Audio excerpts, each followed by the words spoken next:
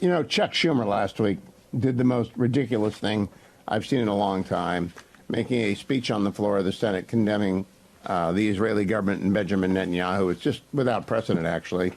And Netanyahu wasn't going to take that lying down, right? He just wasn't going to do that.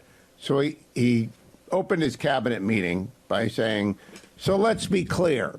If we stop the war now, before all of its goals are achieved, Netanyahu said, it means that Israel has lost the war, and we will not allow that.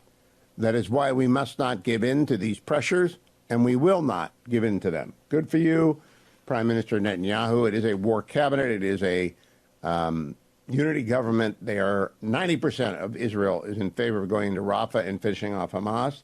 There isn't any controversy about this.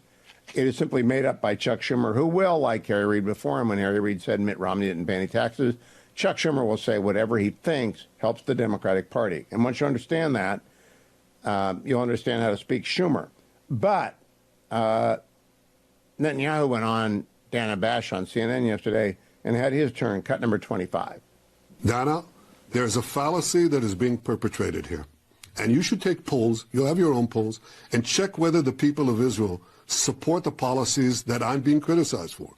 That is, supporting the policies of going into Rafah, destroying a quarter of the remaining Hamas terrorist army. That's like leaving a quarter of the Nazi terrorist army in Germany and saying, no, we're not going to finish the last quarter, and we're not going into Berlin. Most Israelis overwhelmingly support the position that we have to go in.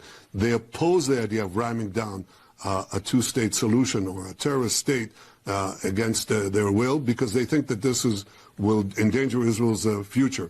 They support those policies that I'm putting forward, and to present that as something that is, I'm an outlier, it doesn't represent the majority of the people of Israel, is simply a fallacy. And I'll tell you the other fallacy is, they're saying, well, most Palestinians don't support the Hamas massacre. In fact, 85% of the Palestinians do support, unfortunately, the Hamas massacre. So they've got two fallacies here, and you can readily check that. The majority of Israelis support the policies that I have on prosecuting the war, which is what I'm being criticized for. Well, so it's not just me. It's the people of Israel who believe that we have to have this resolute victory to assure a future. I think that what you're being criticized for is not prosecuting the war. It's the way that you're prosecuting the war. That's simply not true. That's not what Chuck Schumer said, Dana. What Chuck Schumer said is that Israel can't go into Rafah and Netanyahu is an obstacle to peace. He isn't being criticized for the way he's conducting the war. He's being criticized for conducting the war. Netanyahu was not having any of this stuff with Schumer. Cut number 26. I think what he said is totally inappropriate. It's inappropriate for to go to a sister democracy and try to replace the elected leadership there. That's something that the Israeli public does on its own, and we're not a banana republic.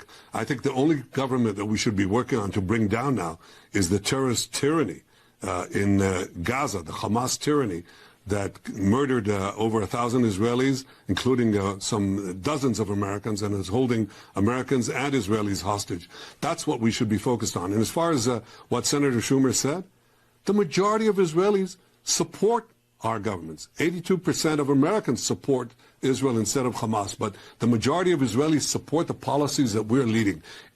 Go into Rafah, destroy the remaining Hamas terrorist battalions, make sure that we don't put into Gaza, instead of Hamas, the Palestinian Authority that educates their children towards terrorism and the annihilation of Israel, and also an enormous majority here, including 99 Knesset members to 9, oppose the idea of ramming down a Palestinian state down our throats. I want to get to some of those polls. The majority of Israelis, this is a wake-up call to Senator Schumer. The majority of Israelis support the policies of my government. It's not a fringe government. It represents the policies supported by the majority of the people. If Senator Schumer opposes these policies, he's not opposing me. He's opposing the people of Israel.